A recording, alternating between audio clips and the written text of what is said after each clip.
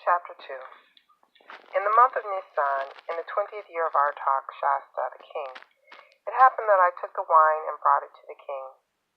Prior to then I had never appeared sad in his presence. The king asked, "Why do you look so sad? You're not sick, so this must be some deep inner grief." At this I became very fearful, as I said to the king, "May the king live forever. Why shouldn't I look so sad? Why shouldn't I look sad when the city, the place where my ancestors' tombs are, lies in ruins, and its gates are completely burned up?" The king asked me, "What is it that you want?" I prayed to the God of heaven, then said to the king, "If it pleases the king, if your servant has won your favor, send me to Yehuda, to the city of my ancestors' tombs, so that I can rebuild it." With the queen sitting next to him, the king asked me, "How long is your trip going to take? When will you return?" So it pleased the king to send me, and I gave him a time. I then said to the king, "If it pleases the king, have letters given to me for the governors of the territory beyond the Euphrates River, so that they will let me pass through until I reach Yehuda, and also a letter for Asaph, the supervisor of the royal forests, so that he will give me timber to make beams for the gates of the fortress belonging to the house, for the city wall, and for the house I will be occupying."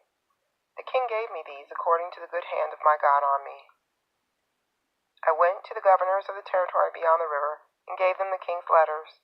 The king had sent me with an escort of army captains and cavalry. When Sanballat the Horoni and Tobiah the servant, the Ammoni, heard about this, they were displeased. They were very displeased that someone had come to promote the welfare of the people of Israel. So I reached Jerusalem.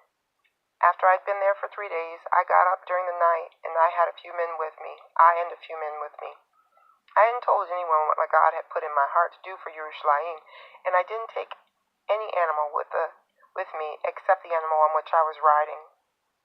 I went out by night through the valley gate to the Dragon's Well and the Dung Gate, and inspected the places where the walls of Jerusalem were broken down, and where its gates had been burned down. Then I went on to the fountain gate and the king's pool, but there was no room for the animal under me to pass. So I went up the valley in the dark and went on inspecting the wall. Then I turned back, entered through the valley gate, and returned, without the officials knowing where I had gone or what I had done. Till then I hadn't said anything about this to the Judeans, Kohanim, nobles, officials, or anyone who would be responsible for the work. Afterwards I said to them, "You see what a sad state we are in, how Jerusalem lies in ruins with its gates burned up. Come, let's rebuild the wall of Jerusalem so that we won't continue in disgrace." I also told them of the gracious hand of my God that had been on me, also what the king had said to me. They said, "Let's start building at once," and energetically set out to do this good work. When Sanballat the Horoni, Tobiah the servant, the Ammoni, and Geshem the Arab heard about it, they began mocking us and jeering. "What is this you're doing? Are you going to rebel against the king?" But I answered them, "The God of heaven will enable us to succeed. Therefore we, his servants, will set about rebuilding, but you have no share, right, or history to commemorate in Jerusalem."